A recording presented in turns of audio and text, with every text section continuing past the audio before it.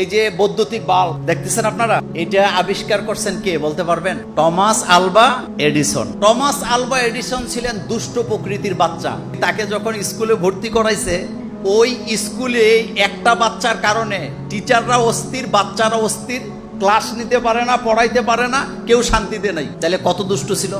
আর শিক্ষক যখন ক্লাসে আসে এলোমেলো প্রশ্ন করে, তখন স্কুল থেকে তাকে একটা টিসি দিয়ে দিছে, মানে একটা চিঠি লিখছে তার মায়ের কাছে যে আপনার বাচ্চা অতি দুষ্ট হওয়ার কারণে আমরা আমাদের পরিবেশ নষ্ট হয় স্কুলের, আমরা তাকে রাখতে পারলাম না।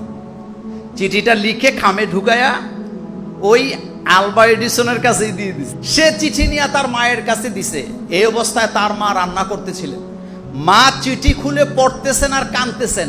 আমাদের দেশের মা যদি হইতো আর বাচ্চাকে যদি চিঠি দিয়া পাঠানো হইতো যে অতি দুষ্টামির কারণে বাচ্চাকে বের করে দিলাম, মা না, ওই যে মাছ যে উল্টায় এটারে কি বলে আপনাদের লক্ষ্মীপুরে, এটা দিয়া পিটাইতো কিনা?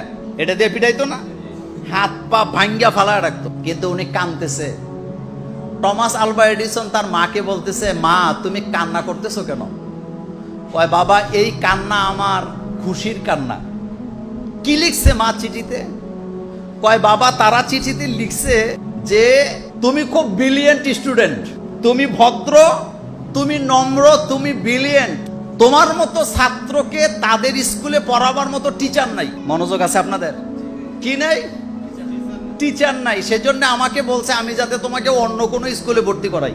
টমাস আলভা এডিসন বলেন আমার মা আমাকে অন্য একটা স্কুলে ভর্তি করাই দিলেন, আমি সেখানে পড়ালেখা করলাম। তার জীবনী আপনারা অনেকে জানেন, গুগলে ঢুকলে পাবেন। তার আবিষ্কার হলো 1000-এর উপরে। এই যে বাল্ব দেন ঠুস করে, এটা তার আবিষ্কার।